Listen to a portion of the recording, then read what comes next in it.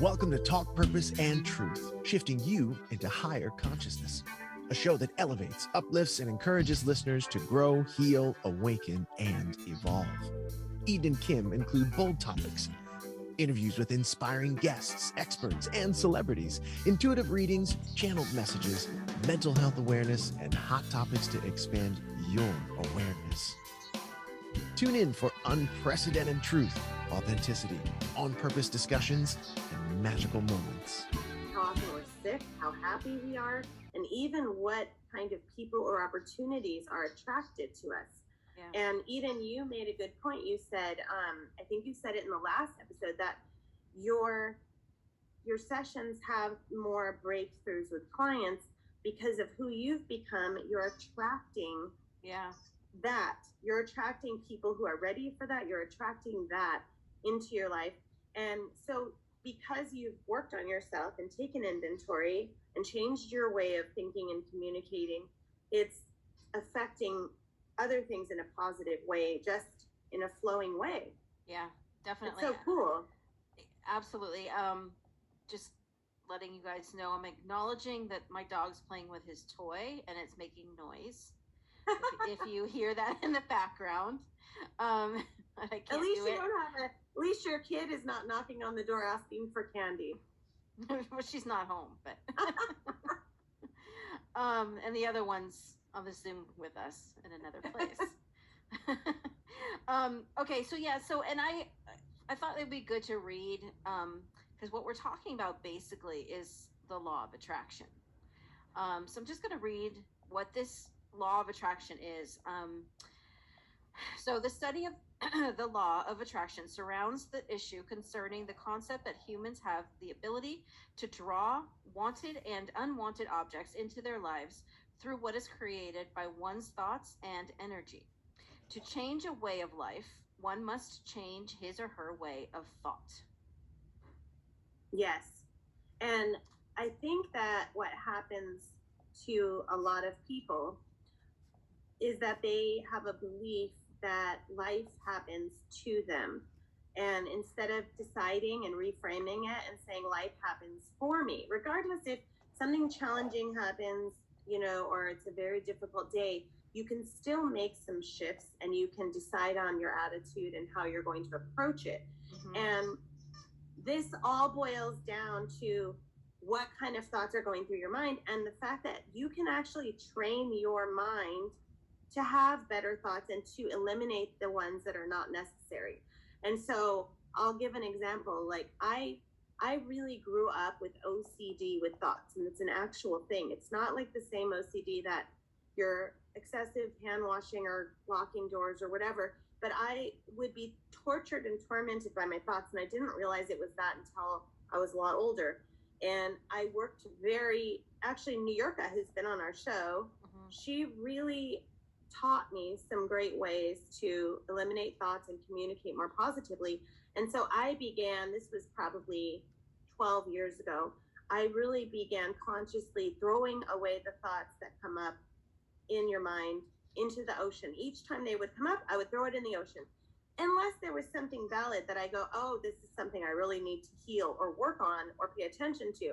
But most of the time they were self-defeating thoughts. They were stuff from the news or wherever, like I picked them up, things I heard, old habits of fear coming up, old habits of self-doubt or whatever. So I trained my mind pretty soon. It was happening 100, then 50, then 40, then 20, and then almost none. And now when they come up, I'm able to know, and it's almost like in the background, it's almost like you have background noise, and I just ignore it. Or I'll say, that's not true, I choose peace.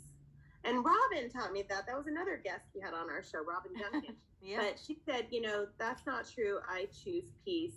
I let God decide for me, or you could just say, that's not true, I choose peace.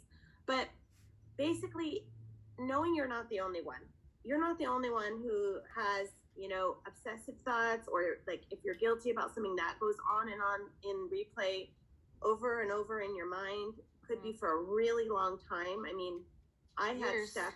Yes, years even. Mm-hmm. It could be bad. I had it so bad when I was younger that I had replays going on over and over about stuff, even when I was at a movie, at a concert, hanging out with friends, and it felt like I was being tortured. I didn't know how to turn it off. And so most people that don't have that severe still have those negative thoughts, like, I don't deserve that, I'm not as good as so and so, I'm fat, I'm, not that smart, whatever it could be. And so if you consciously tune into your heart and soul and go, wait a minute, this doesn't feel right, this doesn't feel true, you can decide to stop those thoughts, and start to throw them in the ocean, or say stop and laugh at them even. I mean, there's so many different techniques that you could do to start to train your mind to make them less and less, so that they're not wreaking havoc and causing chaos in your life. It really does make you have a bad day a lot of times, Yeah. Even bad relationships and bad um, life, like just everything could turn out bad just because of the way we think. And most of the time, what we're thinking is not true. Right. So, but that goes back to I'm such an advocate for healing the inner child. We could do a lot of that work, because that's where the root of it is, why we think the way we do. What environment we grew up in, and how were we raised, all the programming and the conditioning that goes along with that, imprinting. So that's all one thing that we could do to heal this. But then there's once it heals, we don't know how to not live with those thoughts anymore, or not have those thoughts anymore. It becomes then a habit. And then you have to realize, okay, this is just what I'm repeating is a habit, but I keep doing to like myself. Complaining. Yeah. Right? Yeah, complaining. Definitely. That's a habit. Yeah, and it's also like little things that I've gone through. Like, I think it's called, for me, like, I think for many people, limiting beliefs. Mm-hmm. Where I believe I can't do something, or I'm not good enough, I shouldn't try this, or it'll never work out because I always had failed relationships, or anything like that. But those Mm-hmm. are all just the stories that we've told ourselves that we can start to let go of now. I think we're in a season right now of doing a lot of that inner work, where everybody's now becoming more conscious and vibrating higher. But in order to get there, we have to let go of all that negative self-talk. Right. That's wreaking havoc on our minds and our lives. Right. And it goes hand in hand with the words we're saying out loud. And so that could go in hand with complaining.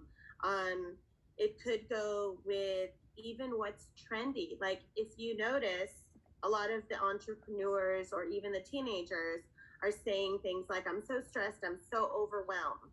And it's much more powerful to say, I'm challenging myself to be better, I'm challenging myself to be greater, I'm in demand, I've got all these things going on in my life. And your physiology, your posture even changes depending on what words you're using. Mm-hmm. If someone is to say, I've never been good at that, then all of a sudden your posture changes, and that's like a disempowered energy. And if you even if your mind doesn't believe it, and you say, I know I got this, I know I can do this, it fires you up and shifts your energy. So your mind will start to believe it. Your mind will start to shift. And there's a part of you deep inside that does believe it. There's that saying, like New Yorker always talks about, but it's in the Bible, and it says, if have faith, even if your faith is the size of a mustard seed, it can move mountains. So bringing up that little bit of you. Yeah. And I used to be one of those people that would get angry at the traffic. And we live in Orange County in LA, where the 405 is the number one most traffic in the whole United States. I don't know if you knew that, Eden. No. But it's the number one worst traffic in the whole US. And we chose to live here. And I still think it's worth it to live in California, but it's very silly if you think about it, that we're the ones choosing to live here, and we're complaining and getting angry at the traffic.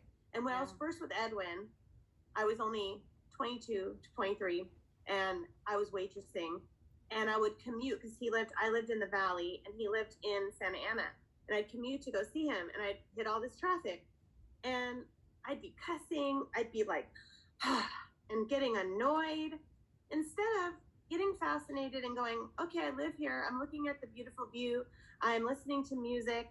There was no phones yet, so isn't that crazy? There were no phones. And so I would get to his house, and he says later, he's like, you know what, the first few hours, I didn't even want to be next to you because you're so tense and complaining about the traffic that it was like, ew, she has icky energy. And luckily he stayed with me. So my point being is that we have control. We have to catch ourselves with self-awareness and go, how are my thoughts? What am I saying out loud? Because that has a vibration, and that's going to affect not only me, but others around me. Yeah, and I think we can kind of run down the list of maybe giving people tips on what to say instead of, saying, I hate this traffic. I'm not going to get there. I'm going to get there an hour late. I can't believe this is happening to me. Right. Something like that. I think they can look at it like, okay, there must be a reason why I'm being delayed. What is it? Maybe right. I would have gotten to an accident, or I wouldn't have been able to spend this much time alone. Thank you for listening to Talk Purpose and Truth podcast. Find out more at talkpurposeandtruth.com. And follow us at Talk Purpose Truth on Instagram and Facebook.